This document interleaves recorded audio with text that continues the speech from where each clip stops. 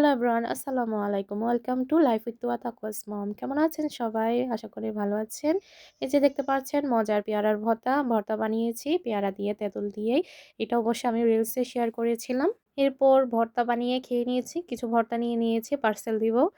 আসলে পার্সেল না, কিছু ফ্রেন্ডস আছে ওনাদের বাসায় দিয়ে আসবো।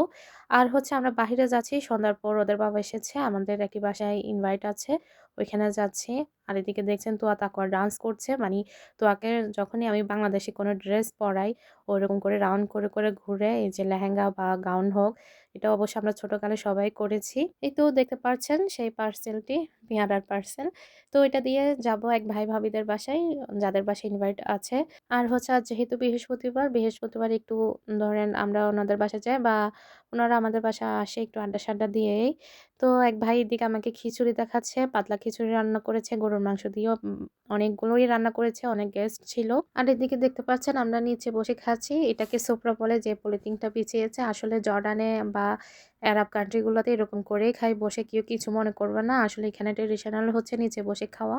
তো রাতের বেলা খাওয়া-দাওয়া শেষ করে অনেকক্ষণ আড্ডা দিয়েছি। প্রায় ঘন্টাখানেক, রাত ১২টা ১২:৩০ পর্যন্ত। এরপর বাসায় এসে আর ভিডিও অন করা হয়নি। দেন হচ্ছে ঘুমিয়ে পড়েছি। সকাল থেকেই আবার ভিডিও স্টার্ট করেছি।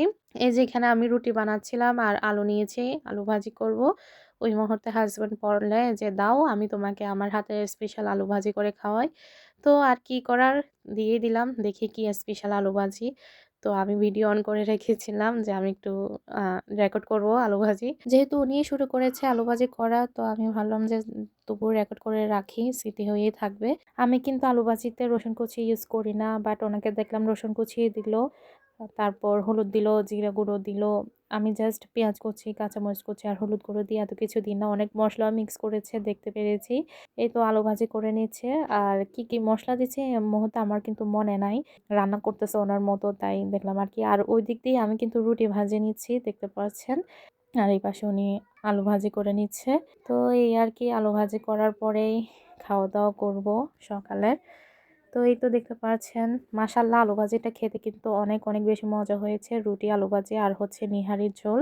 লেফট ওভার কিছু পায়ার ঝোল ছিল, এই আরকি। তো সকালে নাস্তা করার পর অনেক ব্যস্ত হয়ে গিয়েছি, আর কিছু ক্যাপচার করিনি।